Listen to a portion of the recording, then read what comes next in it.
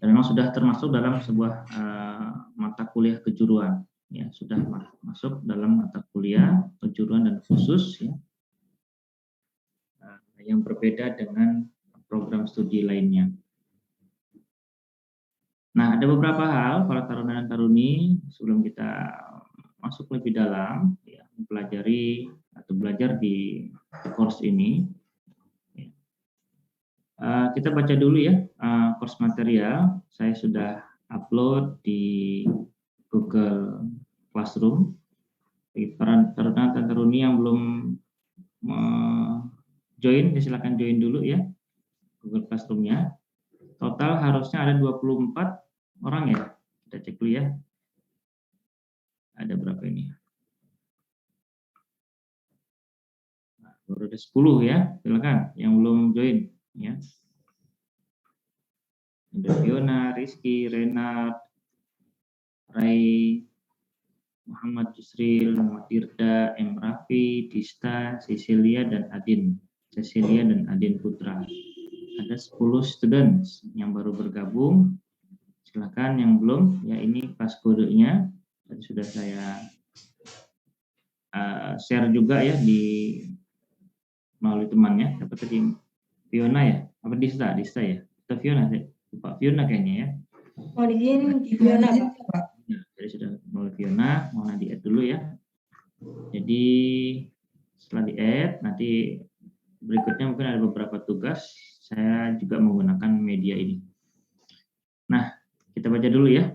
Jadi mata kuliah transfer ini memiliki bobot 1 SKS teori dan salah ya, SKS praktikum dan 3 ya, maaf ya. Edit dulu ya. Dan 3 SKS praktikum. Oke.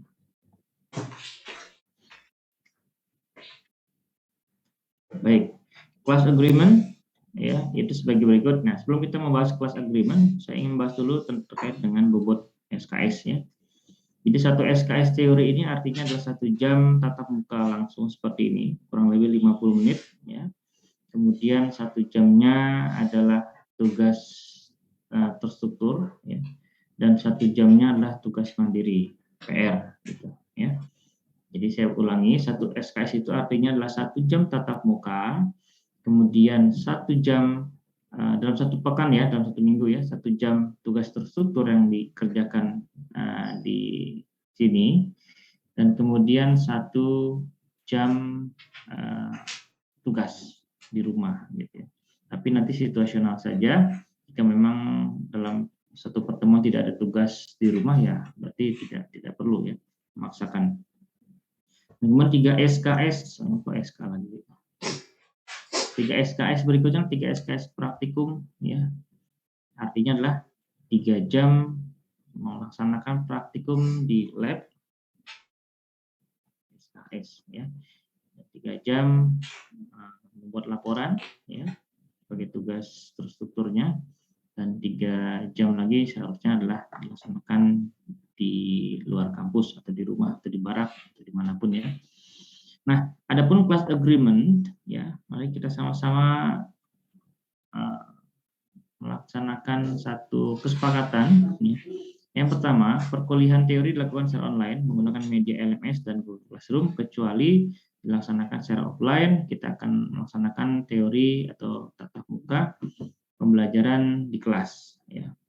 Yang kedua, presensi dilakukan 2 kali ya, pagi dan siang hari, dengan cara mengakses link presensi di bawah ini. Ini ada link presensi, silahkan diakses pagi, ini masuk. Kalau Pak Ade belum masuk, belum terlihat di Zoom, kalian bisa mulai dengan presensi dulu. Silakan ya, sambil mendengarkan silakan diklik presensinya. Nanti siang setelah makan siang ya, oleh di luar bulan puasa ya, atau setelah istirahat siang, kalian juga melaksanakan presensi siang. Jadi 2 kali. Kemudian berikutnya adalah jika taruna-taruni ada yang berhalangan hadir ya, dalam tatap muka, mungkin sakit atau izin keperluan dan sebagainya, silakan mengirimkan surat keterangan ya melalui WhatsApp, japri saja ke saya ya. Jadi saya tahu hari ini ada taruna yang sakit, ada taruna yang izin dan lain sebagainya. Recording in progress. Selama perkuliahan daring wajib menyalakan kamera ya. Jadi saya bisa memantau kegiatan kalian untuk bisa meyakinkan bahwa 90% materi terserap. Gitu. Ya, artinya adalah saya memerlukan satu kondisi kalian memang harus fokus ya di depan gadget kalian masing-masing. Dan juga menonaktifkan mikrofon kecuali ya diminta atau kalian ingin menyampaikan pertanyaan, interupsi, silahkan menyalakan. Selanjutnya, setelah tidak digunakan, silahkan dimatikan kembali. Yang kelima, penilaian akhir kelulusan diambil dari yang pertama keaktifan taruna dalam presentasi. Nanti kita ada sesi presentasi ya, kemudian berkomentar ya. Silakan komentar apa saja bebas selama mengedepankan etika tentunya, dan bertanya ya. Bertanya apa saja bebas dan yang menjawab bukan harus saya gitu ya. Yang menjawab juga boleh kalian ya. Kan ya. Jadi nanti kelas kita aktif ya. Karena ternyata belajar dengan cara proaktif dengan cara aktif di kelas itu akan mendapatkan outcomes-nya akan lebih besar daripada kita hanya pasif mendengarkan. Kemudian dari kuis ya. Kemudian dari UTS dan juga UAS. Materi pelajaran dipandu oleh e-modul yang dapat diakses. Nah, ini ada e-modul Classkeeper, ya. Di sana ada slide, ya, ada video. Silakan kalian download, ya, untuk bisa mempersiapkan diri ya sebelum tatap muka di kelas. Gitu ya. Baik para taruna, sebelum kita masuk ke materinya, ada pertanyaan tidak? Ini by the way backgroundnya bagus nih, saya bikin. Dari kampus Pak. Siapa? Mohon izin dari kampus Pak. Oh dari kampus. Ya Pak. Oh, baik. Good ya. Monggo silakan, ada yang ingin bertanya tentang mata kuliah ini? Mohon izin bertanya Pak. Ya, silakan Dista. Mohon izin Pak, untuk di presensi yang di akhir ada tulisan alasan terlambat presensi, mohon izin diisi apa ya Pak? Ya, kalau tidak terlambat tidak usah diisi ya. Mohon izin berarti hanya diisi strip saja Pak. Strip tadi boleh. Siap, terima kasih Pak. Untuk diisi jika kalian ada keterlambatan gitu ya. Apapun alasannya silakan tulis saja biar saya tahu dan saya paham oh ternyata kalian sedang melakukan apa. Ada lagi pertanyaan?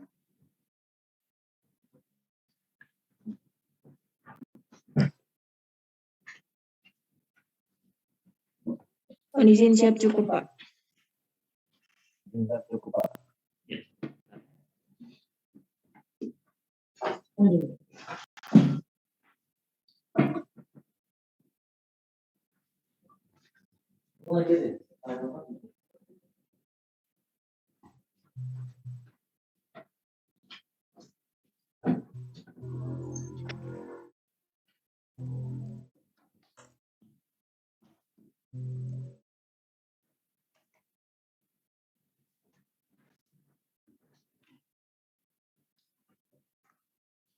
Kalau tidak ada, sudah buka e-modulnya semua?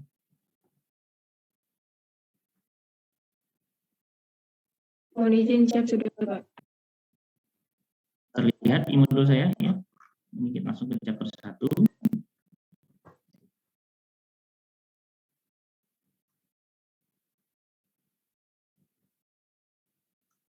Iya.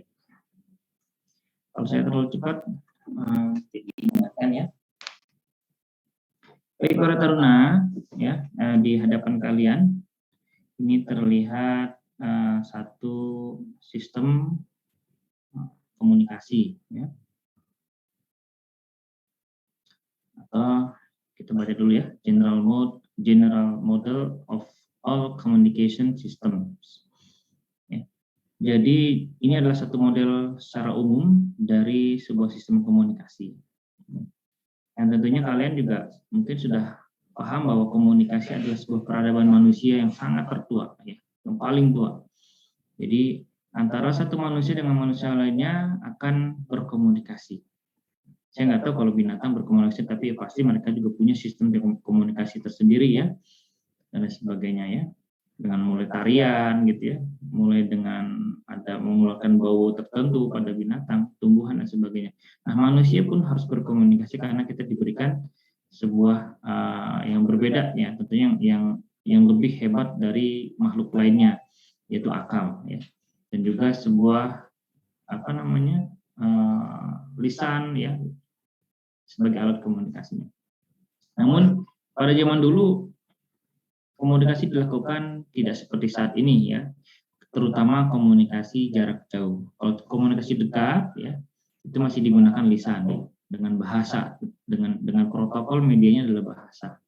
Selama bahasanya sama antara si A dan si B dalam melakukan komunikasi, maka komunikasi itu kan bisa berjalan dengan lancar, baik dan lancar. Namun ketika perbedaan bahasa, seperti kalian, misalkan kalian Indra menggunakan bahasa Jawa, sementara Dista menggunakan bahasa Sunda, misalkan gitu ya, berkomunikasi nggak bakalan nyambung. Berarti ada satu barrier di sana, itu bahasa. Selama bahasanya nyambung, ya protokolnya nyambung, ya maka bisa melaksanakan komunikasi. Nah, dalam pembahasan kita hari ini dan berikutnya selama 1 semester ini adalah komunikasi dalam jarak jauh. Ya, komunikasi jarak jauh itu artinya si orang yang kita ajak berkomunikasi tidak berada dalam satu tempat, ya, jarak jauh.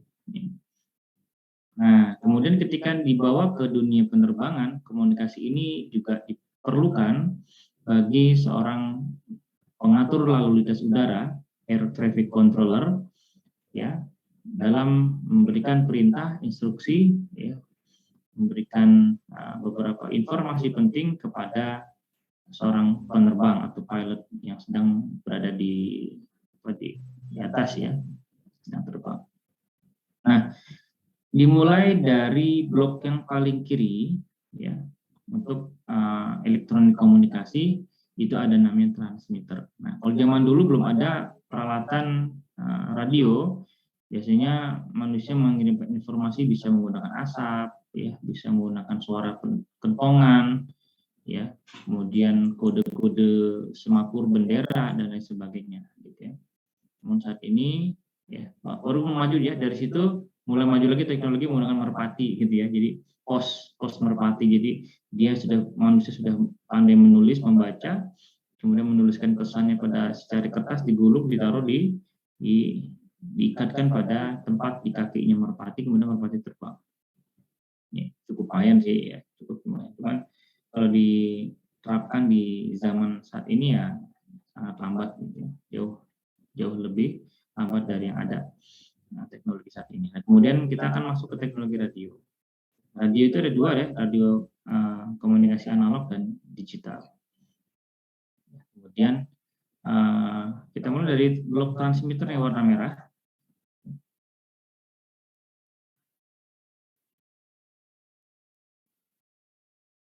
Baik.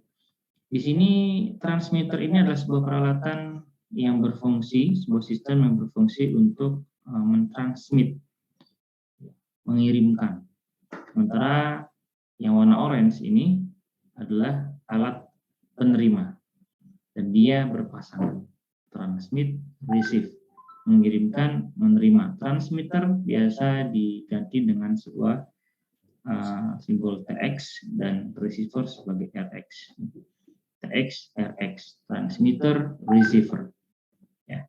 Nah, kemudian berikutnya adalah transmitter ini tidak bisa bekerja tanpa ada sebuah informasi yang masuk. Jadi dia hanya sebuah media saja, gitu ya. Dia standby, dia akan bisa mentransmisikan berita, informasi jika ada informasi yang masuk. Ya. Information or intelligence, audio, video, computer data, etc. Ya, masuk transmitter, kemudian dimodulasi di dalam. Modulasi adalah proses pencampuran antara gelombang, bentuknya gelombang ya, gelombang sinusoidal, biasanya sinusoidal, ya, gelombang listrik dari informasi akan dimodulasi dengan sebuah gelombang lainnya yang tentunya frekuensinya lebih besar. Nah, pertanyaannya, ada yang bertanya nggak nih? duluan ya. Pertanyaannya adalah bagaimana cara, silakan nanti dijawab nih ya. Yang bisa jawab, yang nggak bisa jawab ya nggak apa-apa. Pertanyaan saya adalah bagaimana cara merubah informasi suara manusia menjadi sebuah gelombang listrik? Yang bisa jawab nggak? Sehingga bisa masuk ke transmitter. Karena transmitter ini kan peralatan listrik, sehingga hanya bisa mengolah gelombang listrik. Nah, ada yang bisa menjawab bagaimana cara merubah gelombang suara menjadi gelombang listrik? Silakan. Siapa nih?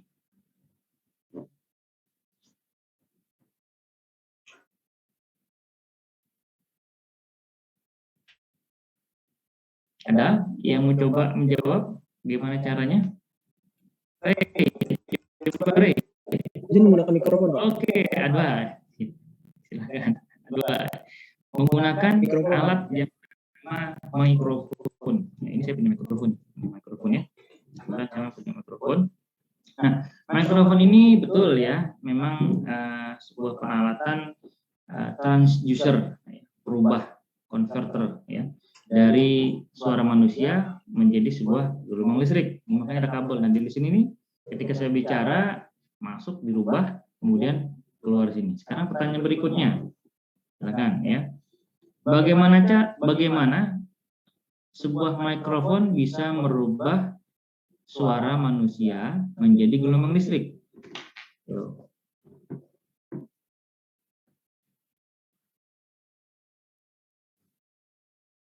Ada yang tahu?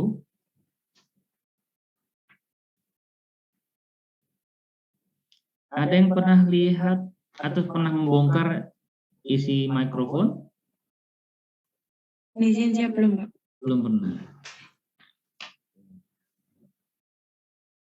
Cari dulu gambar mikrofonnya.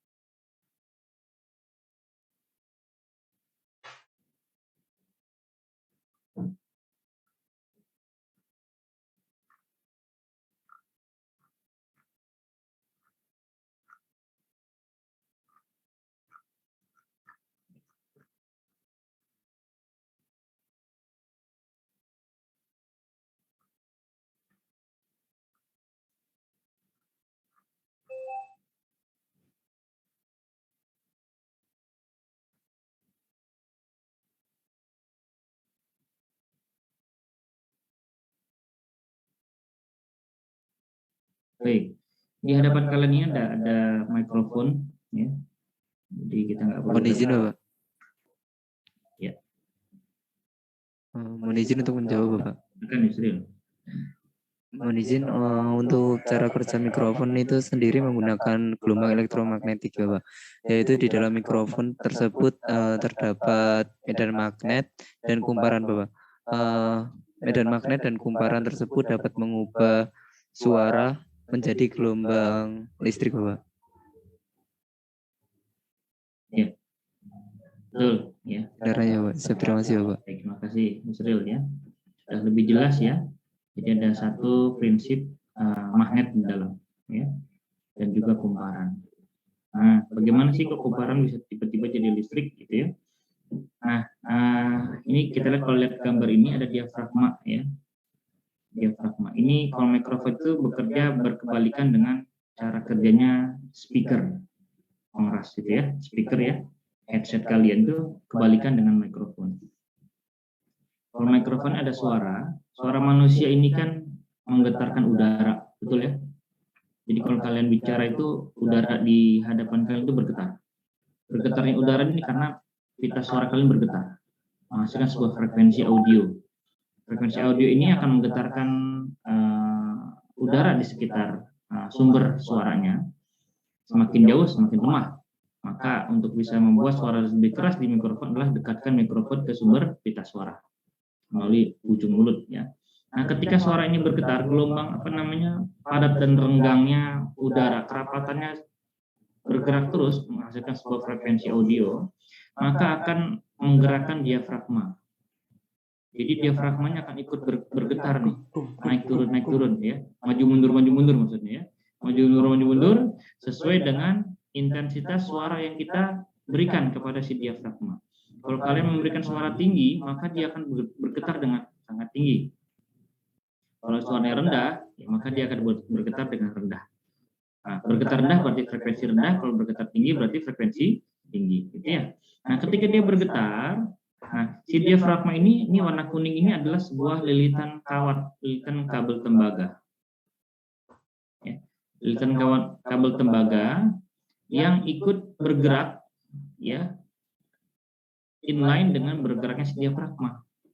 Kalau diafragmanya bergetar hebat, bergetar sangat kuat, maka si kuning ini, kabel kuning ini, lilitan atau voice coil-nya akan juga bergetar. Artinya adalah bahwa dia dengan si diafragma satu shaft ya, satu ruang gitu ya. Nah, kemudian diafragma atau voice coil ini atau lilitan ini berada dalam sebuah medan magnet tetap. Jadi memang ada magnet tetapnya dalam mikrofon. Nah, ketika sebuah diafragma ini bergerak di sebuah medan magnet, maka akan menghasilkan arus listrik. Jadi intinya adalah jika ada kawat penghantar memotong medan magnet, maka akan terjadi aliran elektron. Ya, itu prinsipnya ya. Dan berkebalikan, ketika ada sebuah aliran elektron pada sebuah kumparan kawat, maka dia juga akan menghasilkan medan magnet. Ini disebut elektromagnetik gitu ya. Nah, itu prinsipnya si speaker. Kalau speaker yaitu ada listrik ya. Listrik kemudian menghasilkan sebuah medan magnet yang akan menggerakkan diafragma. Ya. Nah, oke, sekarang mikrofon sudah tahu ya. Berarti kita kembali lagi.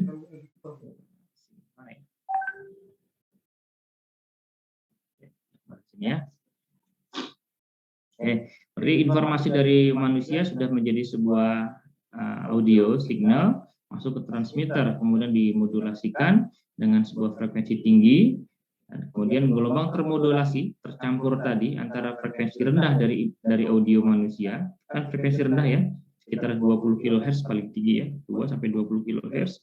Sementara yang akan dipancarkan itu adalah frekuensi tinggi ya. Kemudian masuk ke sebuah media komunikasi. Media komunikasi bisa kabel ya. Kemudian bisa udara, bisa fiber optik, macam-macam ya, tergantung keperluannya. Nah, untuk komunikasi misalkan antara ATC tower dengan pesawat udara menggunakan media berupa udara. Nggak mungkin ya kita menggelar kabel dari tower ke pesawat ya, membahayakan juga gitu ya. Dan nggak mungkin. Nah, kemudian dari udara atau media ini masuk akan diterima oleh receiver, dan receiver berkebalikan kerja dengan transmitter. Ya, dia akan mendemodulasi. Si receiver ini bertugas untuk memisahkan kembali frekuensi rendah dan frekuensi tinggi. Frekuensi rendah akan diteruskan, ya, dikuatkan, dan akhirnya keluar dari speaker. Di sini ada speaker. Ya. Kemudian frekuensi tingginya dihilangkan, dilemahkan. Maka di sini pasti ada filter. Filternya adalah low pass filter. Ya, melewatkan frekuensi rendah. Karena suara manusia kan frekuensi rendah tadi ya. Dikasih frekuensi tinggi dulu, dicampur, dia transmisi. Di sini masuk lagi filter ya. Yang tingginya di grounded atau dilemahkan, yang rendahnya diteruskan. Nah, namun demikian ini idealnya seperti itu ya. Jadi apa yang kita ucapkan di sini akan keluar di sini. Namun pada kenyataannya ada pengganggu ketika sebuah sinyal informasi ditransmisikan. disebut dengan noise. Apalagi media yang kita gunakan adalah media udara, maka noise-nya pun banyak. Bisa noise itu disebabkan karena faktor cuaca, ya. Ada perubahan ion-ion di atmosfer disebabkan karena thunderstorm, ya, badai, kemudian ada petir dan sebagainya, ya, aktivitas cuaca. Kemudian juga noise juga disebabkan karena interference dengan frekuensi lain, sehingga nanti cacat gitu. Ketika noise ini mengganggu perjalanan si sinyal termodulasi tadi, maka ketika diterjemahkan oleh si receiver, biasanya informasinya ada yang hilang atau rusak. Kalau hilang dan rusak, maka di sini terimanya nggak begitu jelas. Ya. Sama seperti kalian melaksanakan Zoom, melaksanakan call menggunakan handphone, ya, terkadang nggak jelas suara itu, berarti dia kena noise. Itu noise di eksternal. Nah, ada lagi juga noise yang berdasarkan internal noise. Itu berdasarkan karena memang pengaruh dari gadgetnya, pengaruh dari peralatannya, sehingga informasinya akan terpotong. Baik, ini kira-kira model secara umum. Nanti selama 1 semester kita akan belajar di sekitar sini, ya. Mulai dari transmitternya, ya, mulai dari noise-nya, receiver-nya satu-satu, ya, detail, ya. Mudah-mudahan kita tidak akan keluar dari kotak ini. Silakan kalau ada yang ingin tanya ya sambil jalan. Ini ada beberapa tipe komunikasi, ada simplex, half duplex, full duplex, ya. Ini mudah sekali kita pahami. One way communication, two way, namun bergantian, ya, ada party transmit at the time, ya, ada full duplex, two way communication. Ya. Contohnya one way communication ya TV broadcasting, ya, remote control TV, mainan anak-anak, gitu ya. Ini adalah prinsip atau tipe yang pertama, satu arah. Karena kalau kalian nonton TV kan kalian nggak bisa tuh ngomong sama penyiarnya gitu ya, atau lagi ada film drama Korea gitu ya di TV gitu kan, kalian nggak bisa komunikasi tuh, cuma satu arah aja, cuma bisa dengerin dan lihat. Komentar pun nggak boleh gitu. Walaupun demikian banyak sih yang komentar lagi nonton TV, tapi lucu gitu ya, nonton TV gitu atau sinetron, emak-emak biasanya gitu ya, nonton TV atau nonton sinetron gemes banget gitu sama tokoh antagonisnya gitu kan, dia marah-marah sama TV-nya, nggak ngaruh juga gitu, karena komunikasinya satu arah di situ. Nah, berikutnya half duplex, ini dua arah tapi bergantian, ya. Misalkan aircraft radio, marine, amateur radio, militer, ya. Ini handy talkie, ya, radio-radio yang seperti ini.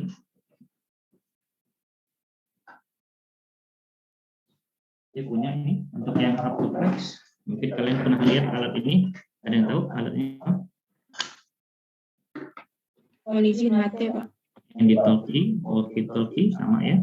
Nah, HT ini adalah alat elektronik, alat komunikasi dengan tipe half duplex.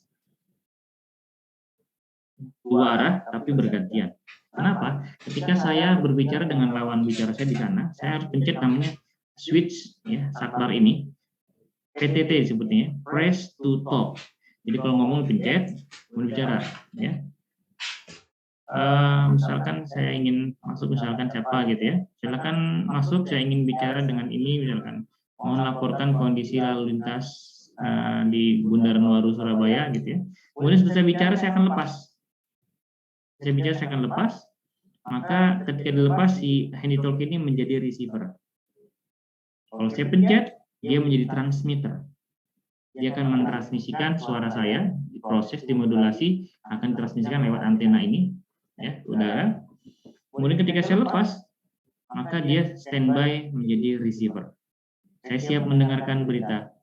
Baik Pak, dilaporkan ada kecelakaan terjadi, misalkan gitu ya, polisi misalkan. Ketika dia ngomong, kemudian saya pencet, nggak bisa. Dua-duanya ngomong gitu kan, seperti handphone, nggak bisa. Ini namanya half duplex. Oke, paham ya prinsip half duplex ya? Nah, berikutnya adalah full duplex. Nah, full duplex itulah handphone, ya.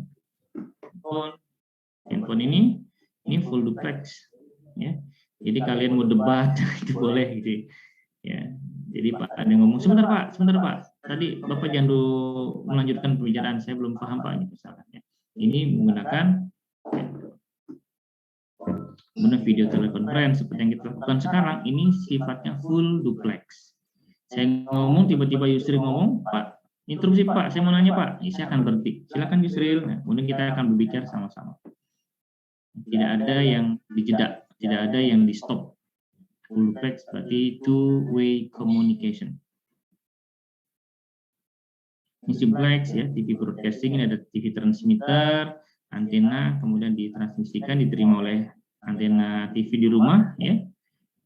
Kemudian kita lihat di sini. Ini hanya satu arah, perhatikan panahnya, hanya satu arah. One way, simplex ya. Kemudian remote mainan anak-anak ya. Ini pun simplex communication ya. Jadi dia mengendalikan drone ini gitu ya. Kanan kiri, naik turun, mundur maju ini menggunakan sebuah remote control. Dan ini adalah simplex.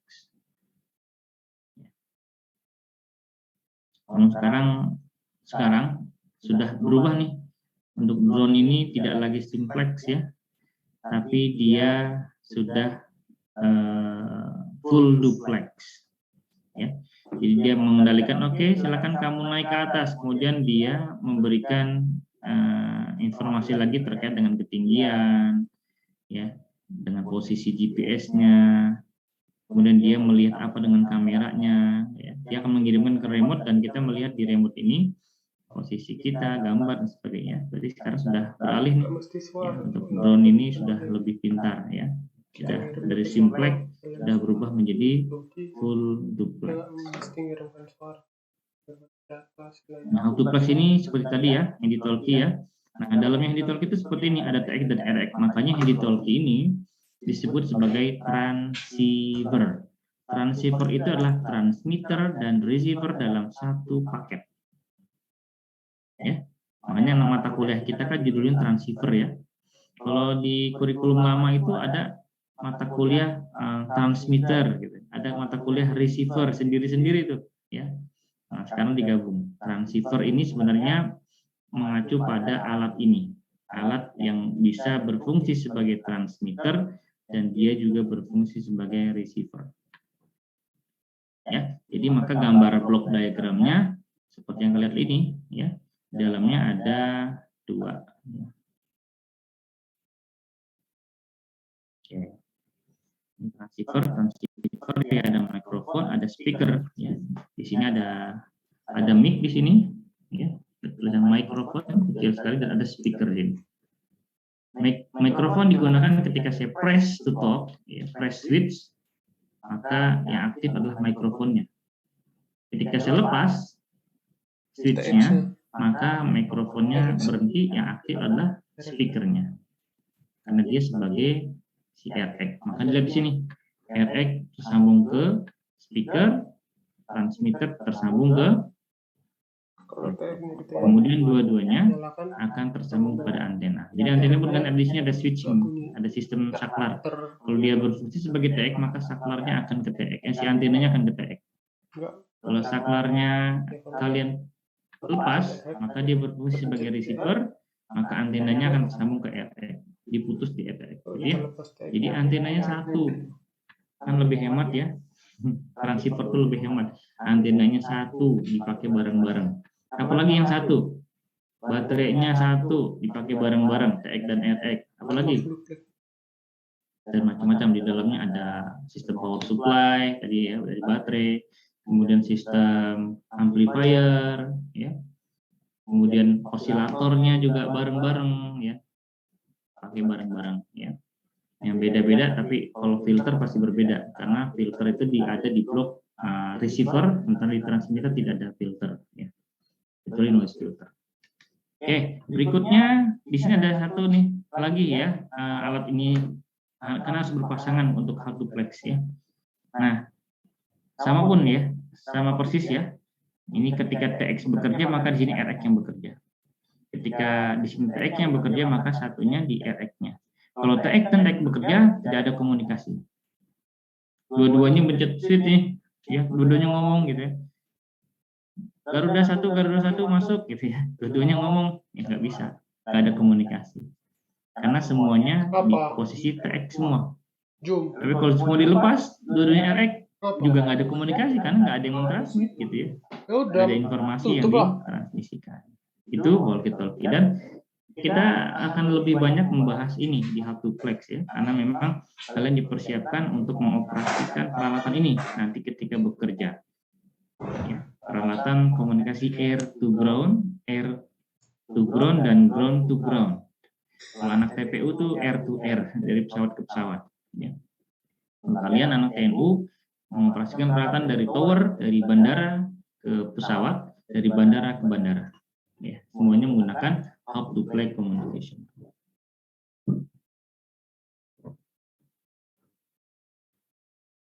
Full duplex ya telepon ya. Jadi telepon ini seperti ini sistemnya. Jadi dia punya dua jalur ya. Ada mikrofon langsung masuk ke speakernya. Di mikrofon ini masuk juga ke speakernya. Dua-duanya aktif ya.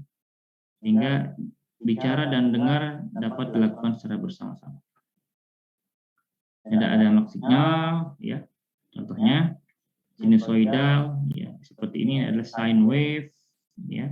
Ini adalah voice, ini suara kita kayak gini nih. Kalau dimasukkan ke osiloskop nanti kita kalau dipraktek di ini kita ini ya, coba ya. Kemudian ini adalah video ya, sinyal TV ya.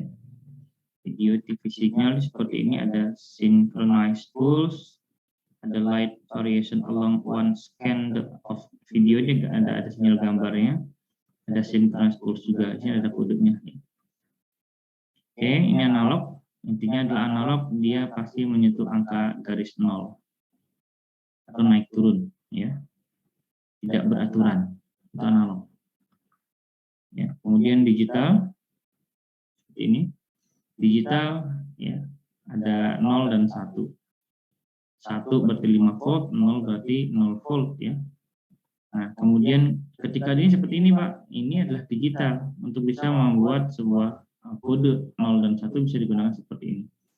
Jadi ada suara frekuensi, tiba-tiba hilang, frekuensi lagi, ya, dalam sebuah waktu tertentu, interval waktu tertentu yang menunjukkan ada beberapa dash di sini, ya, ada beberapa mark di sini, kemudian space atau dot lagi, ya. Dot, dash, dot. Jadi kalau dot itu 1, ya, dash itu lebih dari 1. Ini bisa untuk kode Morse, ya. Ini letter R. Nah, kemudian ini ya, digital 10, 10, 10, 11, 11. Nah, ini biasanya untuk yang kita lakukan saat ini adalah komunikasi menggunakan digital signal. Zoom itu digital, ya, sehingga lebih kuat dari gangguan noise, karena dia sudah punya kode tertentu. Kalian bisa melihat saya berbicara menggunakan video ini, saya bisa melihat kalian, itu adalah hasil daripada proses digital signal ini membentuk sebuah digit-digit tertentu yang diterjemahkan menjadi sebuah kode warna dan lain sebagainya, ya. Gambar yang bergerak itu semuanya menggunakan digital. Baik, dari transmitter sudah saya sampaikan ya. Nah, blok diagram transmitter secara umum ini seperti ini, ada voice, ya, atau other intelligence, ya, lain sebagainya, masuk mikrofon, ya, bisa musik, ya, dan sebagainya, amplifier, ya, amplifiernya artinya penguat, ya, ada penguat kelas A, penguat kelas C, ya, dan sebagainya. Kemudian setelah audio amplifier ini, kenapa sih harus dikuatkan? Karena audio yang sangat kecil, sekian milivolt, ya, itu tidak mampu nanti dicampur dengan carrier. Carrier ini biasanya tegangannya sekitar antara 3 sampai dengan 12 volt. Ya. Kalau di bawah itu dia nggak bakal bisa dilakukan modulasi di sini. Maka si mikrofon ini harus dikuatkan menggunakan sebuah amplifier. Kemudian di sini modulator pencampur, ya. Di sini ada namanya osilator. Ya. Osilator ini adalah sebuah rangkaian pembentuk gelombang sinusoidal frekuensi tinggi. Ini frekuensi rendah. Ini frekuensi tinggi, misalkan 200 MHz. Ya. Masuk modulator dicampur, nah, kemudian keluarlah namanya modulated carrier. Ini harus dihafalkan ya, karena paham ya. Jadi modulated carrier ada di mana posisinya? Ada setelah modulator. Ya. Carrier posisi di mana? Carrier keluar dari osilator namanya carrier, gelombang carrier, pembawa. Ya, ini audio atau intelligent signal. Ya, masuk, campur sama carrier, maka jadilah modulated carrier. Ya. Kemudian modulated carrier ini tidak cukup kuat untuk diumpankan ke antena, maka dia harus dikuatkan lagi. Sekian, makanya hati-hati kalau kalian sudah bermain di setelah amplifier ini sinyalnya sudah sangat kuat, baik dari gain itu bisa dari powernya, ya, arusnya, ini kuat di sini. Ya. Misalkan 20 watt saja, ya, sudah cukup membuat tangan kita kesemutan 2 hari, nggak sembuh-sembuh kalau kalian megang antenanya. Serius. Ya, nanti kalau OJT, ya, ketika sedang beroperasi, ya, kalian jangan pegang antenanya, ya, karena di sini ada 20 watt, ya, gelombang modulated carrier yang sedang ditransmisikan ke udara, ke pesawat. Kalau kalian pegang ini bisa kesemutan 2 hari nggak sembuh-sembuh, ya. Atau ya bisa mental 2 meter dari antena juga bisa, gitu, saking kagetnya, ya. Jadi ya, nah, kan di sini ada power amplifier, di sini audio amplifier, di sini power, beda, ya. Output dari power itu lebih tinggi daripada output dari audio amplifier. Nah, karena resiko tinggi, maka saya wanti-wanti dari hari ini, ya, bekerjalah dengan safety, ya, karena kalian bekerja dengan alat yang sangat berbahaya ini. Ya. Nah, kemudian setelah power amplifier masuk antena, kemudian dipancarkan. Kita diskusi ya. Pertanyaan saya, kenapa sih sinyal audio ini harus dicampur dengan carrier? Kenapa dia nggak bisa dari audio ini langsung aja dikuatin 2 kali, 1, 2, masukin antena? Ada yang bisa jawab nggak? Yuk kita santai ya, belajarnya sambil kayak ngobrol aja nih. Yuk, siapa bisa jawab pertanyaan saya? Kenapa sih harus dicampur dengan carrier? Ya. Silakan. Ya, siapa? Mungkin kenapa harus ada carrier-nya, karena carrier itu sinyal pembawa, Pak. Jadi kalau yang masuk ke modulatornya itu hanya sinyal informasi, dia tidak bisa dipancarkan lagi, Pak. Iya, baik. Pertanyaan lanjutan. Sudah betul. Jawaban Indra ya? Iya, Pak. Ya, jawaban Indra betul, karena harus ada yang membawa, Pak. Seperti kalian nih. Misalnya Indra rumah di mana, Indra? Ini di Bali, Pak. Di mana, Bali? Siap. Oke, Indra kalau dari Bali ke Surabaya mau jalan kaki nggak, Indra? Siap, tidak mau, Pak. Tidak mau. Naik apa? Carrier-nya apa? Pesawat, Pak. Bisa pesawat. Bisa darat juga bisa ya. Nyebrang dulu ya. Gilimanuk ke Tapang Gilimanuk ya. Kemudian naik darat sampai Surabaya. Nah, mobil, kapal laut, ferry, pesawat itu adalah carrier-nya Indra.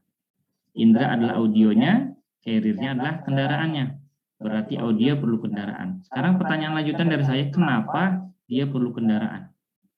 Atau kenapa sinyal audio perlu carrier?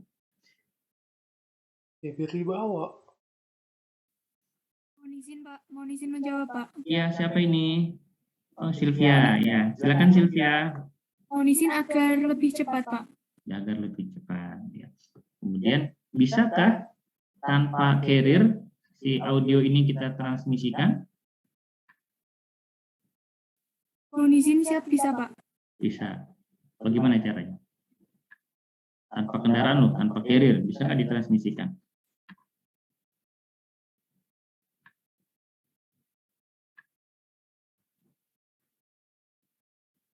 Yuk.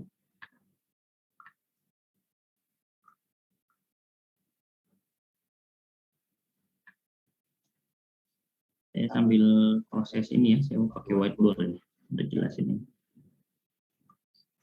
Ayo, gimana? Nggak bisa, Cok. Kalau tadi pertanyaan dasar saya ke Indra tadi, Indra bisa nggak jalan kaki ke Surabaya? Bisa. Iya, bisa. Cuman lama. Mungkin bisa Pak. Bisa, tapi lama dan melelahkan, betul ya? Berarti ada persyaratannya. Selama mau nungguin nggak apa-apa gitu ya. Saya akan jalan kaki dari Bali ke Surabaya. Ya, bisa 1 tahun baru sampai gitu ya. Kan istirahat dulu ya. Baru juga sampai Gilimanuk, istirahat dulu 1 minggu ya. Kakinya pegel-pegel, jalan lagi ya. Nggak pakai kapal laut, berenang gitu ya. Di Selat Bali berenang. Terus sampai Jawa gitu, sampai Banyuwangi, istirahat dulu Pak, capek Pak gitu ya. 2 bulan istirahat gitu ya. Kemudian jalan kaki lagi terus gitu ya. 1 tahun baru sampai begitu. Ya, berarti ada syaratnya. Begitu pula dengan gelombang radio.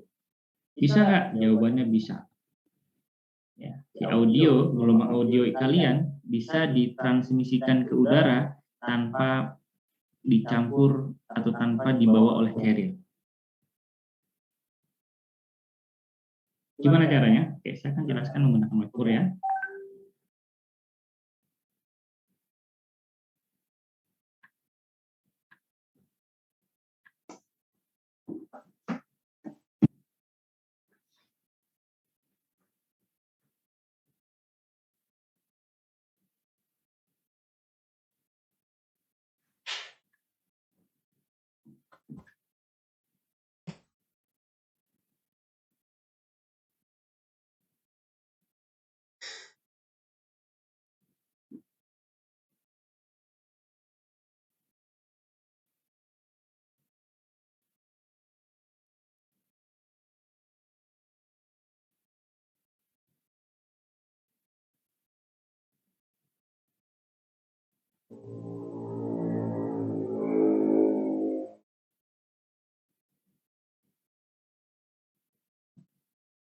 Baik, perhatikan ya. Frekuensi pertama audio ya. Audio kalian. Ya. Ya. Ini kan gelombangnya begini. Anggap begini ya. Audio ya. Ini frekuensinya frekuensi 20 kHz. Ini rendahnya. Ya. Ini akan ditransmisikan ya. Walaupun dikuatkan, kalau misalkan masuk ke amplifier paling cuma kuat ini aja. Kuat apa namanya? Amplitudonya. Ya. Gitu ya. Kemudian diumpankan ke antena. Ya, untuk ditransmisikan. Maka kita akan hitung panjang antena ya. Di sini kan kalau gelombang itu kan ada namanya frekuensi, ada periode, ada lambda ya. Betul ya? Oke, lambda itu rumusnya gimana? Ada yang tahu? Monizin C per F. C per F. Berarti kalau F-nya tinggi, lambdanya rendah. Kalau F-nya rendah, lambdanya tinggi. Betul ya? Dari rumusnya ya. Nah, berarti ini kan frekuensi 20 kHz ya. Frekuensi rendah. Kita akan hitung nih. Maka lambdanya adalah 3 kali 10 pangkat 8 dibagi dengan 20 kali 10 pangkat kilo 3 ya. 3. Ya. Ada yang tahu berapa nilainya? Jadi bantu. Satunya meter. Monizin 1,5 kali 10 pangkat 4. 10 pangkat 4 atau 5? Monizin 4, Pak. 4. Satuannya meter. 10 pangkat 4 itu berarti berapa kilometer? Oke, kita kasih ya, berarti 15 ya. 15 10 pangkat 3 meter. Berarti 15.000 meter. Berarti 15 kilo. Monizin 15 kilo, Pak. Ya. Untuk membuat sebuah antena, rumusnya adalah biasanya pakai 1/4 lambda. Ini rumus antena. Ya. Berarti kalau frekuensi kita pakai 20 kHz, frekuensi manusia kan 22 sampai 20 kilo ya, anggap yang paling tinggi deh ya. Maka kita bagi 4 ya. Lambda bagi 4 berarti berapa? Lambda bagi 4. 15 km bagi 4 berapa? Mohon izin 3,75 Pak. 3,7 km. Sekarang pertanyaan saya, kalian mampu tidak membuat antena dengan panjang 3,7 km? Inisiatif tidak, Pak. Tidak mampu. Terlalu panjang antenanya. Kalau ada yang bisa bikin antena dengan panjang 3,7 kilo, maka si audio ini nggak perlu carrier.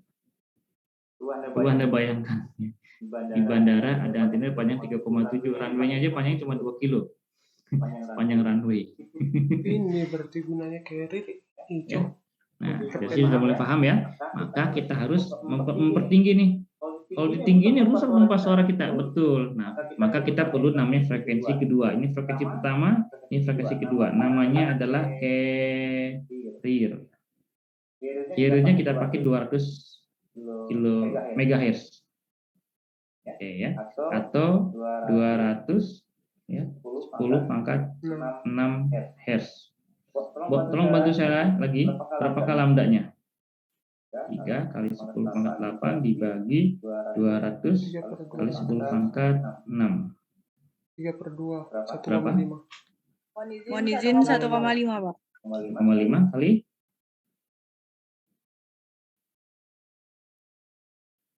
Izin Mohon 1,5 izin aja, Pak. 0 Pak. 1,5 aja gitu ya? Izin siap, Pak. Meter ya berarti ya? Nah, berarti kalau lambdanya kita bikin antena, lambda dibagi 4, berarti 1,5 bagi 4 berapa? Mohon izin 3,75 Pak. Mohon izin 0,375 Pak. 3 meter atau 30 cm. 30 cm semana? Ada nggak segini 30 cm? Sepanjang roll lah. Mohon izin penggaris Pak. Iya, ada ya segini ya. Ini kurang lebih 20-30 cm ya. Sudah boleh belum? Mungkin nggak kita bikin antena 30 cm? Izin siap mungkin Pak. Mungkin Pak. Itulah kenapa. Makanya ini di radio ini frekuensinya di sekitar 200 MHz carriernya. Kenapa antenanya sekitar 30 cm gitu. Kalian bisa nebaknya ya. Nebak frekuensi dari ukuran antena. Paham sampai sini? Menarik ya. Jadi kalian bisa tahu nih, oh ini frekuensi tinggi nih Pak nih, gitu. Antenanya kecil. Nah sekarang pertanyaan saya, ini ada antenanya nggak sih handphone kalian? Mohon izin siap ada Pak. Ada mana? Mohon izin di dalam Pak. Di dalam. Bentuknya kayak gimana? Ada ya, tapi kecil banget karena frekuensi dia sudah gigahertz. Sudah 4G. Kemarin saya di tahun 2021 bersama dosen lain mengembangkan antena handphone untuk kecepatan 5G. Kita menyobanya lumayan frekuensinya pakai frekuensi 2,4 giga. Ini kan 1,8 kalau nggak salah gigahertz ya. 2,4 giga. Semakin kencang, semakin tinggi frekuensi, semakin kecil antenanya. Zaman dulu antena HP panjang kayak begitu ya. Sekarang udah nggak kelihatan karena frekuensi semakin tinggi. Nah, jadi intinya seperti itu. Kita perlu carrier, ya. Oke Pak, setelah carrier, terus diapain sih carriernya? Ya. Oke, ini mikrofon, ya. Mikrofon ini kan akan masuk gelombang audio ya, kecil ya. Kemudian masuk ke audio amplifier, namanya audio amplifier. Maka ini akan jadi besar, tapi frekuensinya sama. Ya, kemudian masuk ke modulator, mod ya. Nah, kemudian di bawahnya ada carrier, ya. Nah, carrier inilah yang frekuensi rendah tinggi, ya. Misalkan 200 MHz. Ini frekuensinya sekitar 20 kHz. Nah, ketika keluar di sini, nah, modulasinya ada banyak ya. Ada modulasi AM, ada modulasi FM, ada pulse, ya. Kalau digital lebih banyak lagi, ya. Ada frekuensi shift, shift key modulation, ada frekuensi menggunakan pulse shift ya, dan sebagainya, banyak untuk yang digital. Yang analog kan ada 3, AM, FM, dan PM. Kalau AM maka bentuknya seperti ini nanti.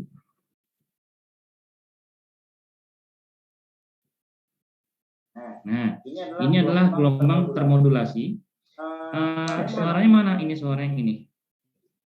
Suaranya ada di atas. Ini adalah frekuensi suara kalian, yang merah ini. Sementara yang biru ini adalah frekuensi si carrier-nya.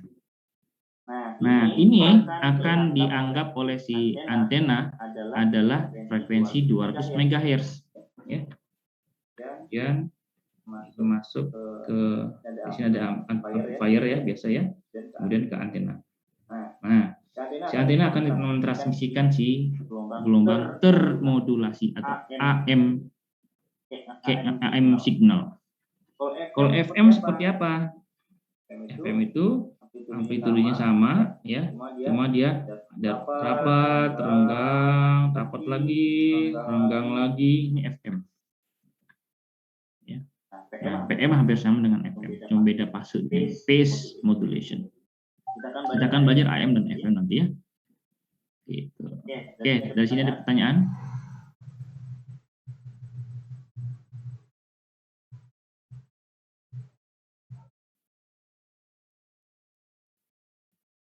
Nah, untuk slide-nya silakan kalian baca secara mandiri ya, sesuai dengan pertemuan. Kalau pertemuan 2, maka sebelum saya tatap muka di pertemuan 2, kalian harus membaca slide saya.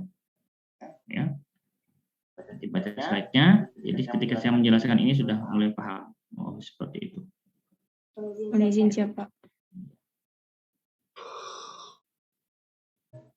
Nah, pada praktiknya di radio ini, ketika kalian melakukan setting frekuensi, itu adalah melakukan setting frekuensi apa? Audio atau carrier?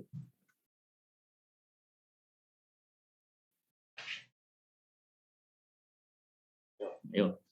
Kalian misalkan izin carrier, Pak. carrier. Berapa sih frekuensinya, Pak? Pak Polisi.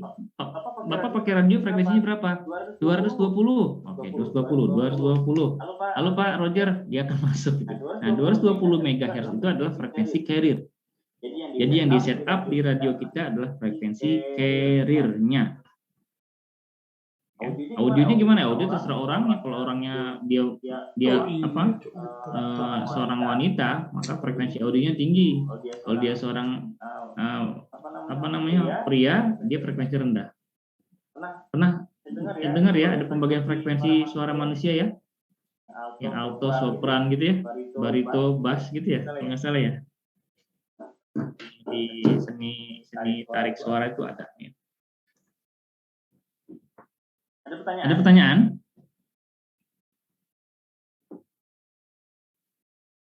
Tidak ada. Baik, itu ya. Nah, kemudian sinyal ini ditransmisikan di udara. Berhasil nih. Antenanya cuman berapa tadi?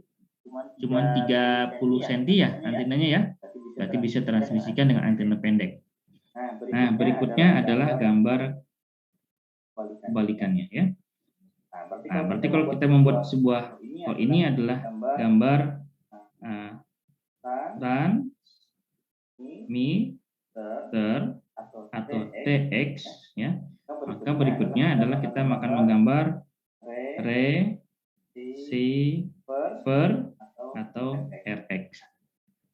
Dimulai kalau transmitter dimulai dari sebuah benda yang namanya mikrofon dan diakhiri oleh sebuah benda namanya antena.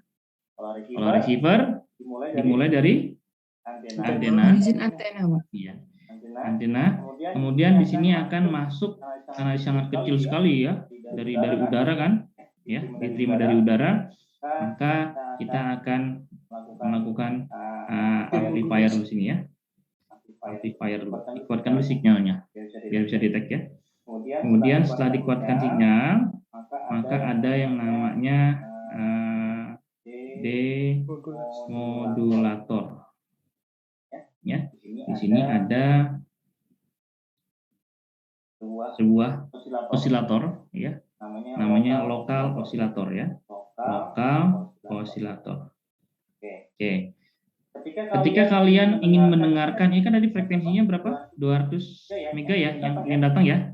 Maka si alat receiver kalian diatur lokal osilatornya harus 200 MHz. Harus ya. Kenapa? Kalian pernah dengar yang namanya resonansi?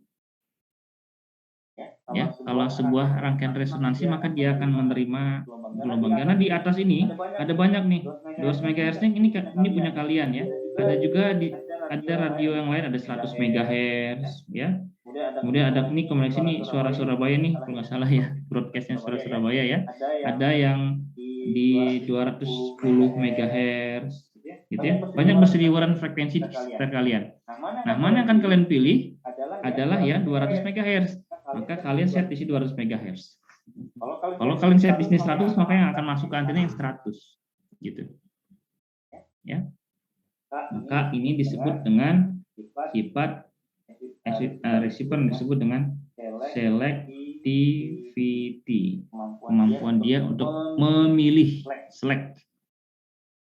Semakin tinggi nilai selectivity sebuah radio penerima atau receiver, maka kualitas semakin bagus.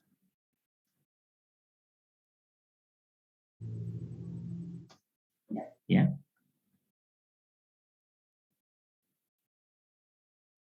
Nah, berikutnya ada juga yang namanya sensitivity. Nah, semakin sensitif juga jelek gitu ya. Semakin kurang sensitif juga jelek, harus pas sensitifnya. Kalau semakin sensitif, maka noise juga ikut akan masuk ke dalam. Ya. Frekuensi 200, frekuensi 200,005, frekuensi 200, sekian itu ya dengan noise-nya itu akan masuk kalau terlalu sensitif. Istilahnya kalau manusia itu terlalu baperan. Ya. Kalian jangan terlalu baperan ya. Ada nggak di sini baperan? Nggak, saya nggak ngomong apa-apa Pak, tuh tiba-tiba dia tersinggung Pak. Itu namanya baperan. Atau di radio namanya sensitif. Biasanya nggak tahu nih, katanya sih biasanya kaum perempuan yang lebih sensitif daripada kaum pria. Betul gak sih? Kalau dia berarti setuju nih. Kalau nggak setuju boleh komen ya, Pak. Saya nggak setuju Pak. Ada teman saya laki-laki dia baperan juga Pak gitu ya. Udah saya ngomongin apa gitu dia tersinggung. Nah itu radio pun sama ada sensitif. Nah, semakin sensitif sebenarnya semakin bagus ya. Tapi kita perlu perangkat lain ya untuk bisa menghilangkan noise gitu. Nah, itu lokal osilator. Nah, kemudian di demodulator ini itu akan dilakukan proses kebalikan dari modulator. Kalau modulator dicampur, kalau di demodulator dipisahkan antara sinyal audio dan sinyal carrier-nya. Maka yang akan keluar dari demodulator adalah sebuah sinyal audio saja. Audio. Ya. Atau sinyal informasinya saja. Carrier-nya mana? Carrier-nya sudah di-grounded, sudah dilemahkan, disrupt sama ground. Maka di demodulator ini ada yang namanya rangkaian detektor, ada juga namanya rangkaian filter. Dari jenis low pass filter. Masih ingat low pass filter di pelajaran listrik ya? Yang dilewatkan hanya frekuensi rendah. Frekuensi tingginya yang 200 mega dihilangkan. Setelah ketangkap dihilangkan gitu ya. Di sini bentuknya masih begini ya. Di sini bentuknya udah begini ya. Biar kalian nggak bingung. Anggap ini sebuah gelombang radio. Ya. Sementara yang tingginya itu dipisah. Ya. Nah, kemudian ini audio kita akan masukkan ke amplifier ya, kemudian terakhir dia akan bermuara di speaker. Maka kalian bisa dengar suara audionya. Bisa membedakan ini dan ini. Kalau sudah bisa, mata pelajaran kita selesai satu semester.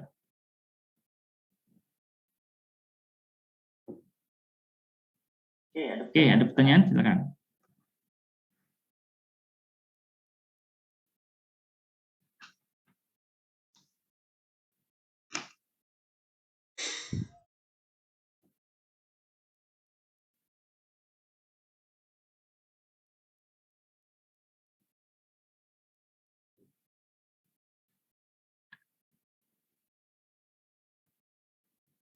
Ya. Jadi kita akan belajar ya di situ-situ aja nanti. Ya.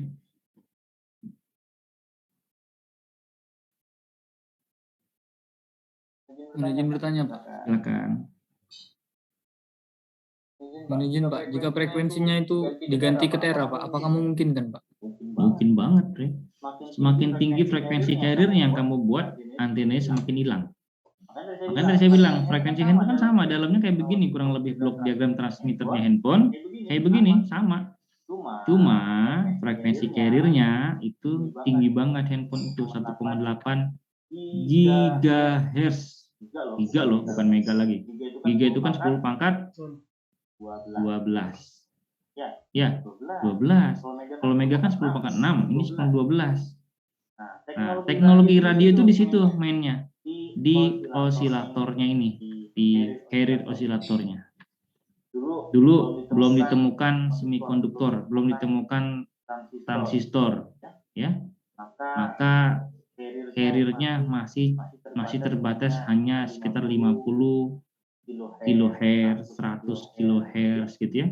Nah, teknologi semakin terus berkembang, ditemukan komponen lain gitu ya, microcontroller dan sebagainya, ada kristal osilator dan sebagainya, sehingga frekuensi carrier naik menjadi 200. Ya.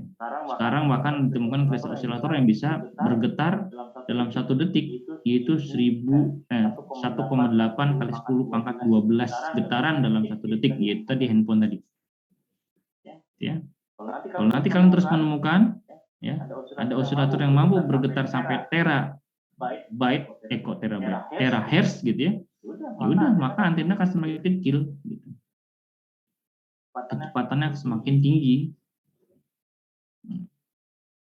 Kalau semakin tinggi frekuensi, tidak ada noise yang bisa mengganggu, karena powernya frekuensi tinggi itu daya transmisinya lebih kuat, ya.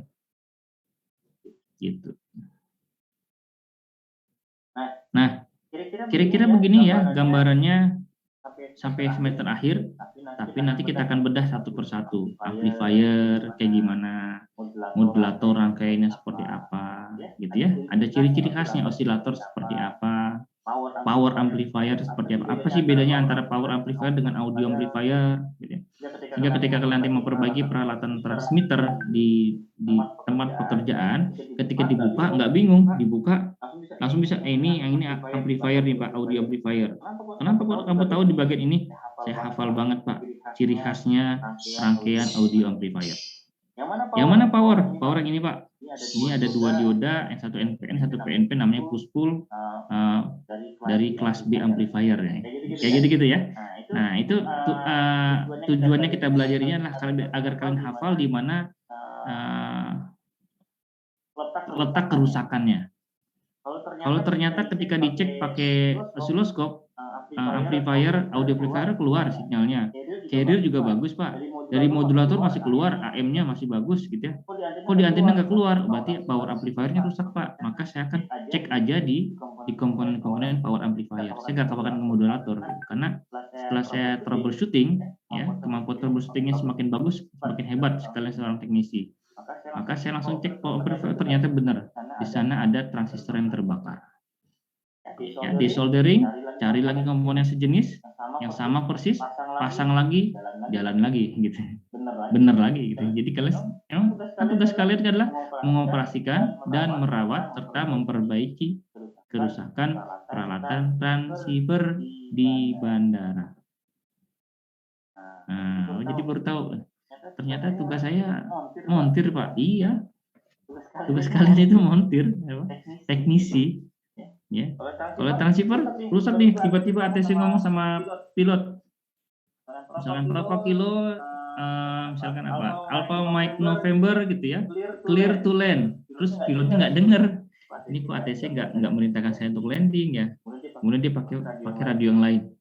Lalu tadi saya sudah perintahkan landing, kok nggak landing, ternyata rusak, nggak transmit, komplain, telepon ke bagian telnav, yang ngangkat Berliana. Siapa ini? Saya Berliana, tolong dong Mbak dicek radionya nggak transmit nih gitu ya. Itu komplain yang terjadi. Nanti kalian kalau JT pasti ngerasakan, terima telepon dari ATC komplain, Mas ini kok saya nggak bisa komunikasi ya, pesawat Light Air nggak bisa nerima transmisi ya gitu ya. Sebentar Mbak saya cek. Wah, gayanya kan gitu, bentar Mbak saya cek Pak. Dicek, bawa obeng, bawa avometer kan gitu ya, senjata kita kan obeng, screwdriver itu ya. kemudian avometer datang, mana Mbak yang nggak bisa Pak? Dicek dulu dari mikrofonnya, jangan-jangan mikrofonnya nggak nyolok gitu ya. Karena ada tuh mikrofonnya belum di-on-kan gitu ya. Gimana bisa nyala kalau nggak di-on-kan? Kadang ATC juga gitu ya. Lihat mikrofonnya nyala gitu ya. Kemudian masuk ke dalam rangkaiannya, cek di antena dulu. Yang paling gampang dulu ya. Oh, sorry, cek dulu powernya. Jangan-jangan radionya tidak ada listriknya gitu ya. Cek, masuk Pak, dicolokin listriknya. Kemudian cek antenanya, ada nggak sinyal di antena? Kalau nggak ada juga, sebelum kita bongkar, yang gampang-gampang dulu aja gitu ya. Cek fuse-nya. Biasanya ada sikring. Kalau fuse-nya putus berarti kan radio kita nggak nerima listrik gitu. Gimana dia mau nyala gitu. Kalau fuse-nya bagus juga baru boleh diminta kalian terbitkan notem bahwa frekuensi sekian masih dalam perbaikan. Jadi pesawat akan menggunakan frekuensi backup cadangan. Frekuensi 200-nya lagi diperbaiki. Gitu ya, lagi serviceable sama sama Berliana nih lagi di servis. Bawa ke workshop, bongkar. Bolehlah dilakukan troubleshooting. Kira-kira bagaimana ya? Nah, kalau kalian nggak ngerti di pelajaran transceiver sini saat ini, itu pas dibongkar bingung. Ini saya harus ngapain? Oh, dibersihkan dulu, dibersihkan. Biasanya banyak debu ya, dibersihkan, divakum gitu ya, biar debunya hilang. Siapin lagi. Nah, kalian lakukan troubleshooting. Ya. Mulai dari misalkan transmitternya ya, mulai dari mikrofonnya, berapa audionya, frekuensi osilatornya keluar nggak, modulatornya kalau dulu FM berarti harus cek di FM-nya, ya, sampai ke antenanya. Oh ternyata semua keluar Pak, tapi nggak transisi, ternyata ada yang bad contact, biasanya sih penyakitnya. Ya. Kalau dari laporan sinyal-sinyal kalian yang OJT, ya itu kadang juga diangkat menjadi laporan OJT sinyal kalian di antena nih. Antena kan di luar ya, di atas tower nih, di kehujanan, hujan dan panas dia di antena ya. Kadang kalau hujan ada air yang mengenang di konektornya, sehingga impedansinya berubah, SWR-nya naik. SWR naik itu nggak ada yang transmisi, semuanya balik. Ketika balik ke amplifiernya kebakar gitu. Atau ini bad contact ya, dulu masang nggak benar, tiba-tiba ada getaran gempa bumi, tiba-tiba dia bad contact di sini, maka di open. Kalau open amplifier langsung kebakar. Makanya saya mulai hari ini menyampaikan kepada kalian, ketika ada sebuah transceiver kalian akan mentransmisikan, ini kan antena bisa dibuka nih. Nah, ini antena bisa dibuka ya, karena pakai BNC nih, ya, konektor BNC bisa dibuka. Ketika posisi dibuka seperti ini open mas. Karena antena kan L, induktor ya, dan kapasitor. Ini terbuka open. Jangan sekali-kali kalian transmisikan apapun ketika antena ini dalam keadaan open. Ini juga kalau saya pasang seperti ini, kemudian saya nyalakan dan saya pencet press stop untuk transmisikan, ini sekitar 2 menit langsung keluar asap nih. Yang kena adalah power amplifiernya. Kenapa? Karena antenanya open. Kalau open, maka akan seluruh 100% signal yang dikeluarkan amplifier akan balik. Kembali lagi ke power amplifier. Dan amplifiernya outputnya akan, transistornya akan terbakar.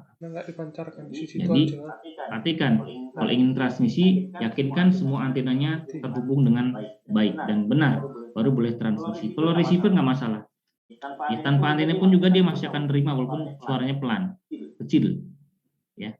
Dipegang tambah besar, dipas tambah besar, itu kalau receiver nggak apa-apa. Tapi kalau transmit nggak boleh, ya.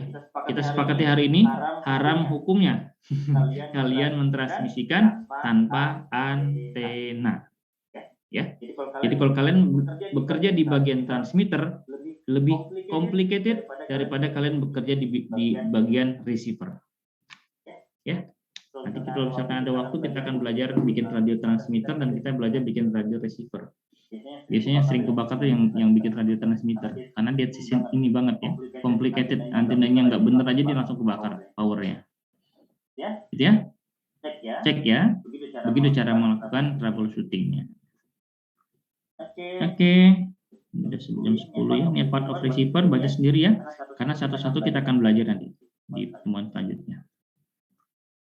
Oke, ini transceiver itu apa? Ya. Transceiver itu is all the transmitter and receiver circuit are packaged within a single housing and usually share some common circuit such as power supply, ya, antena dan sebagainya. Jadi saya sampaikan bahwa transceiver itu adalah dua fungsi, transmitter dan receiver yang digabung, di package dalam satu housing. Ya. Ini fungsi-fungsinya, ya, akan dibaca, ya. Multiplexernya, ini multiplexer, ya. Jadi multiplexer itu begini, ada banyak multi-bit baseband intelligent signal. Misalkan satu adalah suara, yang kedua adalah audio, suara manusia, yang kedua adalah musik, ya. Yang ketiga adalah gambar, yang keempat adalah message data, SMS, gitu ya. Nah, kemudian yang akan ditransmisikan yang mana tergantung multiplexer MUX ini adalah satu peralatan, satu sistem yang akan menggabungkan semuanya nih, ya. Karena kanalnya cuma satu, jalurnya cuma satu, kabelnya cuma satu, sementara informasinya banyak, ya. Maka ini akan dikomposit namanya, digabung di sini, ya, antara suara, audio, video, message, data, ini akan digabung, namanya komposit multiplex signal. Masuk modulator, campur dengan carrier, keluar RF power amplifier, ditransmisikan. Nanti di bagian receiver, ya, pada multiplexer dia demultiplexer atau demux, ya. Ini masuk, ya, dikuatkan RF-nya, ya. Kemudian di modulator, carrier-nya dihilangkan, maka yang keluar hanya komposit signal tadi, ya. Nah, baru kemudian si demultiplexer ini kembali akan mengurai yang mana yang suara, yang mana yang gambar, yang mana yang pesan. Sama seperti yang kita lakukan saat ini. Saya memberikan informasi apa pada kalian? Pertama, suara. Dengarkan suara Pak Ade, ya? Dengar kan? Nah, berarti saya memberikan informasi suara. Ada sinyal suara yang masuk ke mikrofon handphone saya, laptop saya. Yang kedua adalah kamera. Berarti saya juga mentransmisikan gambar diri saya. Ada yang melihat Pak Ade dengan jelas, ya? Melihat? Berarti saya mentransmisikan, memberikan informasi tentang cahaya ini. Video. Berikutnya apa? Ada bisa melihat gerak-gerakan mouse. Ini data. Berarti laptop saya ini, ya, itu punya alat yang namanya multiplexer. Antara suara saya, video, dan juga datanya. Saya kasih pesan kalian, kayak tadi ada Pak, off cam dulu Pak, mau ke toilet, itu kan data, ya. Kemudian kabel yang keluar dari laptop saya hanya WiFi, dan itu adalah sebuah komposit signal. Nanti di laptop kalian akan diurai lagi oleh laptop kalian dengan rangkaian demux-nya. Suara akan masuk ke speaker, gambar Pak Ade ini akan ditransmisikan ke layar, pesan juga akan terlihat dengan huruf dan angka, gitu ya. Itu adalah multiplexer dan demultiplexer. Dah, ya, pertemuan pertama seperti itu. Silahkan jika ingin ada pertanyaan, saya tunggu.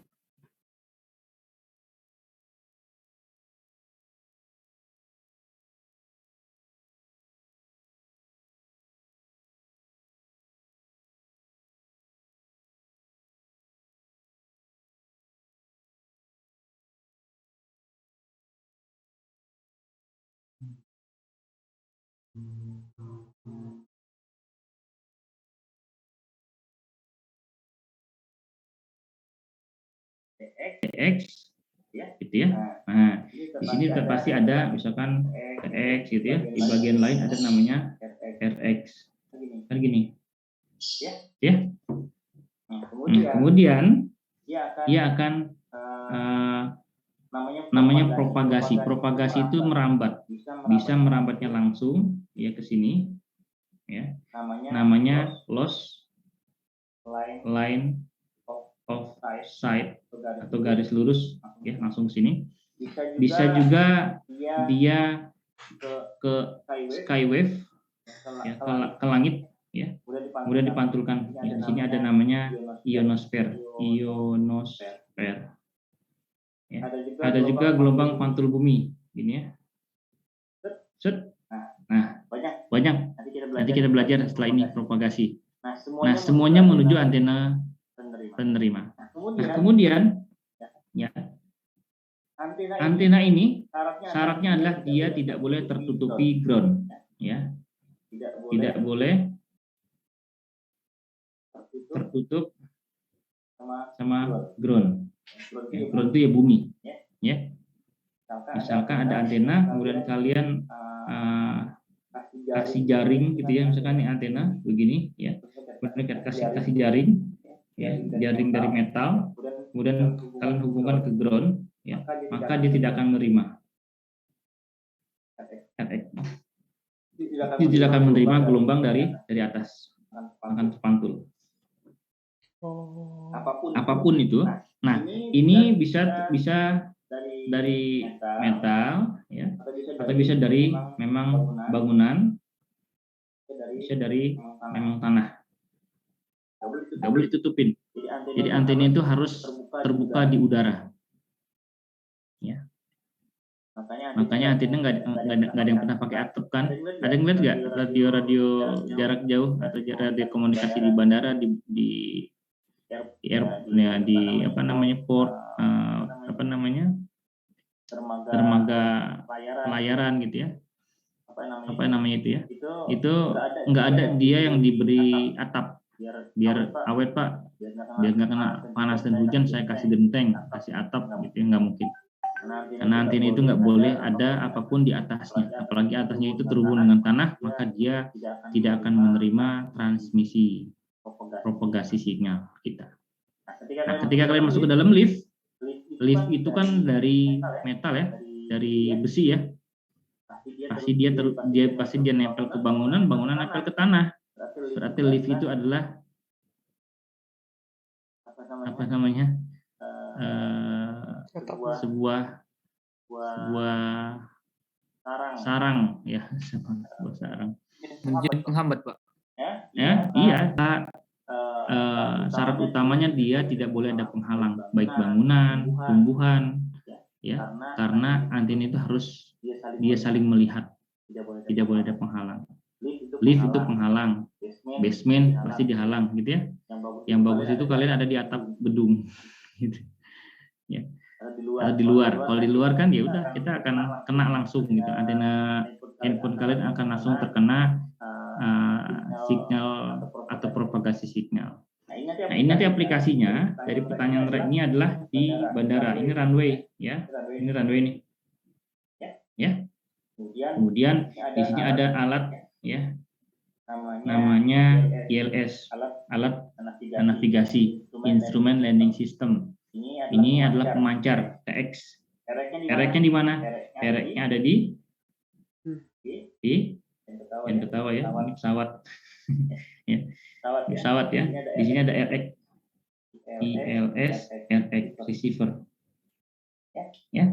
Nah, si ILS ini akan memancarkan satu panduan ke sini pesawat untuk bisa ya, untuk bisa memandu pesawat. Dia akan mendarat persis di center line, di garis putus-putus centernya runway, dipandu ya. Nah, kalau misalkan di sini ada pohon kelapa ya, atau ada bangunan tinggi ya, ada hotel, maka sinyal akan mantul, maka pesawat tidak akan menerima. Itulah kenapa di sekitar bandara ada peraturan regulasi dari pemerintah tidak boleh ada bangunan tinggi. Coba perhatikan ya, tidak boleh ada bangunan tinggi. Kenapa? Karena alat navigasinya akan terhalang oleh bangunan dan si pesawat tidak akan menerima. Kalau dia tidak menerima maka dia tidak dipandu. Nah, yang terjadi kalau dia sedang dalam keadaan berkabut, hujan lebat atau malam hari, dia tidak akan berani turun. Karena secara visual pilot tidak akan bisa melihat runway. Secara instrumen dia tidak bisa mendarat dengan instrumen karena instrumennya tidak dipandu oleh transmitter ini, ILS ini. Itu ya. Nah, rumput pun sama ya. Biasanya sih yang terjadi itu komplainnya gini. Dari ATC telepon ke bagian teknik, bagian telnaf ya, navigasi. Mas, tolong dong dicek alat ILS-nya yang sekian, ya runway sekian tidak diterima oleh pesawat. Tunggu aja dulu sampai 2 kali komplain, 3 kali komplain kalau saya dulu bekerja gitu ya. Kenapa? Mungkin saat itu ada mesin pemotong rumput yang lagi bekerja di situ. Namanya mesin traktor ya. Traktor kan lumayan tinggi nih ya. Dia lagi motong rumput di sekitar runway. Nah, sinyalnya itu sebagian ada yang terpantul sehingga ada rusak informasinya. Maka pesawat error, RX-nya tidak akan menerima memandu dia tepat di center line. Komplain dia gitu ya. Makanya harus ada koordinasi antara pengelola layanan navigasi dengan si bandara, operator bandara. Kalau dalam keadaan jam sibuk pelayanan navigasi, harusnya tidak boleh ada orang yang motong rumput di sekitar runway. Nanti motong rumputnya jam 12 malam. Pas bandaranya off. Pas nggak ada pesawat landing take off, boleh motong rumput di sana. Jadi musuh kita sebenarnya itu mesin pemotong rumput gitu ya. Terus ada orang yang lewat, kendaraan yang lewat gitu. Itu Rey penjelasannya ya. Izin, terima kasih Pak atas penjelasannya Pak. Silakan, ada pertanyaan lain?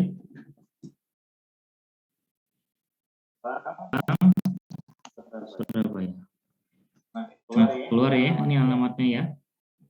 ijurnal.psp.id, kalian buka. Ya, dia punya banyak ya. Ada jurnal, ada banyak, ada approach, segala macam. Nah, 1, 2, 3, 4, ada 4 ya. Yang ini yang sudah terakreditasi. Ya. Silakan kalian cari yang ada hubungannya dengan radio ya. Silakan kita search.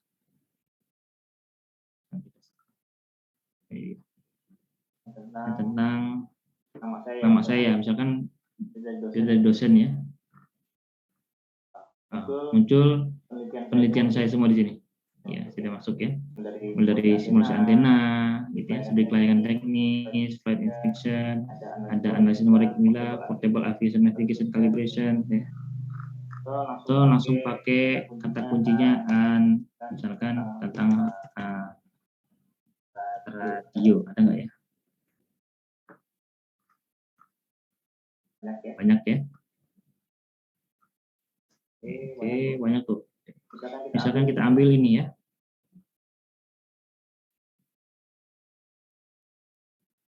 Nah, ini.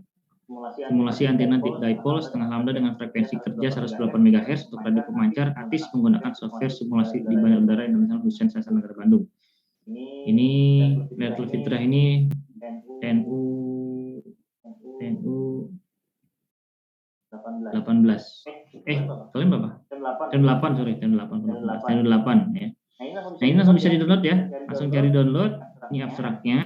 Kalian download PDF ya. Sudah keluar. Nah, sudah dapat ya. Ini pembimbingnya saya, ini saya ya. Nah, kemudian kalian download. Oke, download kalian baca ya di sini. Ini ada berapa halaman? Ada 9 halaman ya. Dan baca mulai dari abstrak gitu ya, pendahuluan. Ya. Nah, sudah mulai sekarang baca-baca nih ini tentang teori antena pakai lambda kan, C per F yang tadi kita bahas ya. Gimana sih cara mendesain antena, ada return loss itu apa, bandwidth itu apa, mulai rajin ya.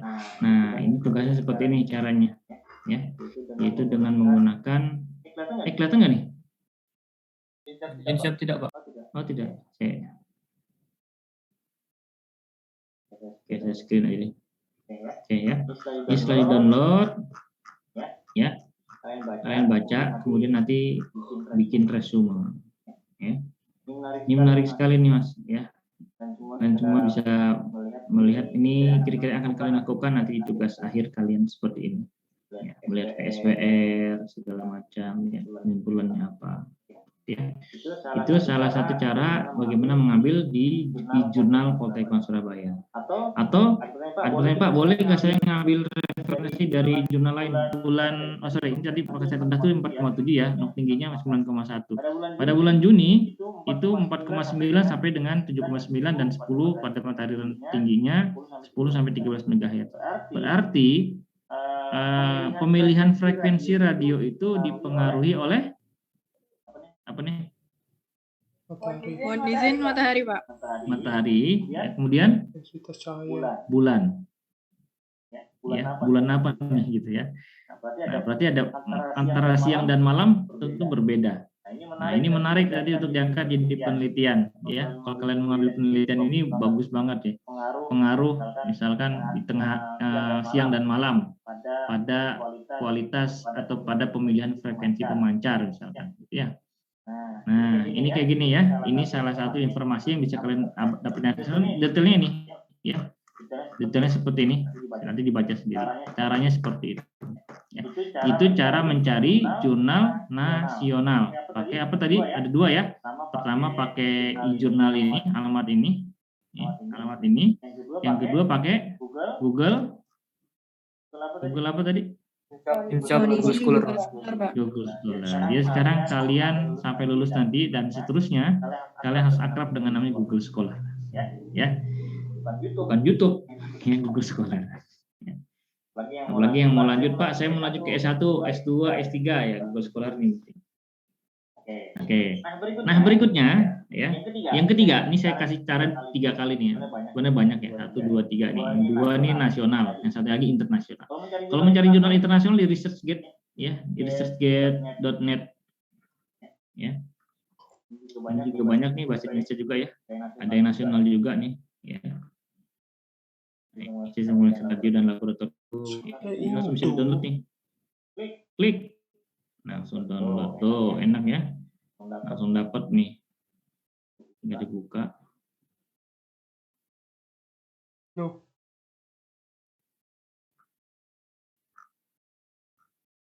Aku buka ya.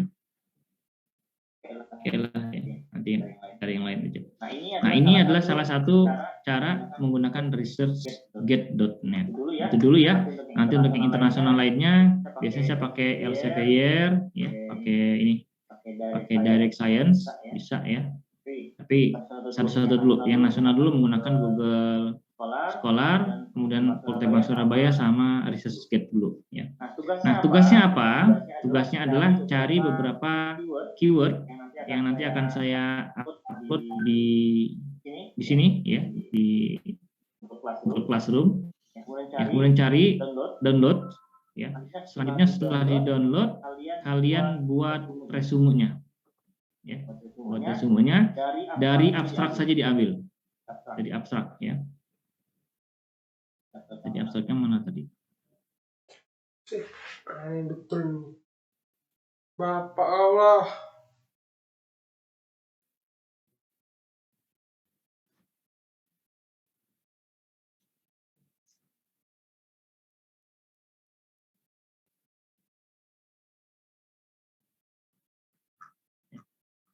Nah, dari abstrak ini aja ya, diambil beberapa informasi dari sini. Yang kalian ambil silakan dicatat ya. Yang harus kalian ambil informasi dari abstrak setiap keyword tadi. Yang ada pertama adalah gap. Dulu tulis di buku ya. Gap. Ya. Sudah, tulis. Nomor 1 gap. Dalam kurung kesenjangan. Garis miring, misalkan tadi pengarangnya siapa, penulisnya taruh di sini, ya jurnalnya apa, ya, kemudian judul penelitiannya apa, nah baru kemudian background tuh gapnya, ya, tulis gapnya apa, kemudian metodenya pakai apa, terakhir resultnya apa. Sekarang kita balik ke sini, ke artikel kalian, misalkan ini. Nah dari sini ada kelihatan gap nggak? Gapnya apa? Masalahnya menurut kalian yang mana? Ini. Nah, ini adalah kalian copy ke tabel kalian sebagai gapnya. Masalahnya ini, ya, bahwa komunikasi high frekuensi sering dilupakan orang. Ya. Namun ketika terjadi bencana, ketika sarana komunikasi reguler tidak berfungsi, maka komunikasi ini bisa dapat digunakan. Ini namanya gap. Ya. Kemudian tujuannya apa? Tujuan penelitian ini ada di sini. Mana ya? Ini tujuannya. Tujuannya untuk membahas komunikasi ENVIS dan pemilihan frekuensi kerja, komunikasi data, hasil pengamatan ionosfer. Ya. Kemudian metodologi penelitian ini melakukan pengamatan. Ya. Metodenya adalah dengan cara melakukan pengamatan ionosfer di Tanjung Sari. Ya. Hasilnya ini semua hasilnya. Ya. Di koordinat sekian, ya. Jam sekian frekuensi ini, jam sekian frekuensi ini. Itu masukkan ke tabel. Ya. Baik, ada pertanyaan untuk tugasnya? Mohon izin Pak, untuk bertanya Pak. Untuk judul jurnalnya itu radio Pak. Nah, judul jurnalnya saya akan kasih ya. Tulis ya. Judul jurnalnya topik bukan judul sih. Pokoknya sesuatu yang membahas tentang ini ya. Judulnya bebas apa aja. Yang penting dia bahas. Yang pertama adalah tentang komunikasi radio. Yang kedua tentang tipe komunikasi radio. Yang pertama tentang komunikasi radio secara umum, yang kedua adalah tipenya, ada jenis-jenis komunikasinya. Yang ketiga adalah stasiun pemancar, yang kedua stasiun penerima, yang kelima adalah transceiver. Dah 5 aja deh. Jadi 5 paper ya, 5 artikel. Nanti siang 1 dulu ya. Nanti setiap selesai semuanya 24 atau 23 anak kita akan balik. Jadi sesi siang itu sesi diskusi sama presentasi ya. Paginya saya menjelaskan, kemudian saya jelaskan langsung diskusi. Setiap pertemuan seperti itu. Jadi siapkan papernya masing-masing. Ada pertanyaan lain? Mohon izin bertanya Bapak. Iya, satu-satu. Siapa duluan? Yusril.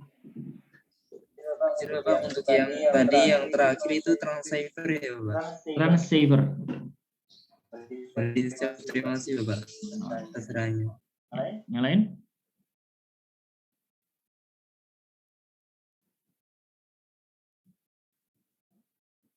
Cukup ya? Saya sudah clear ya? Sudah jelas? Nanti saya akan tulis perintahnya di Google Classroom. Kemudian nanti hasilnya diupload di sana nanti untuk tugas hari ini. Ya, nanti siang beberapa orang ada yang presentasi ya secara acak. Kalau sudah, saya persilakan untuk menyelesaikan tugasnya ya. Kalau ada pertanyaan silakan ditanyakan. Saya tidak akan keluar dulu sampai jam 11.30 lah. Ya. Silakan. Pak, saya nggak ngerti Pak. Caranya begini Pak. Jadi kalian coba dulu ya, cari artikel dari keyword yang tadi saya kasih, yaitu komunikasi radio, jenis-jenis komunikasi radio, pemancar, stasiun penerima dan transceiver.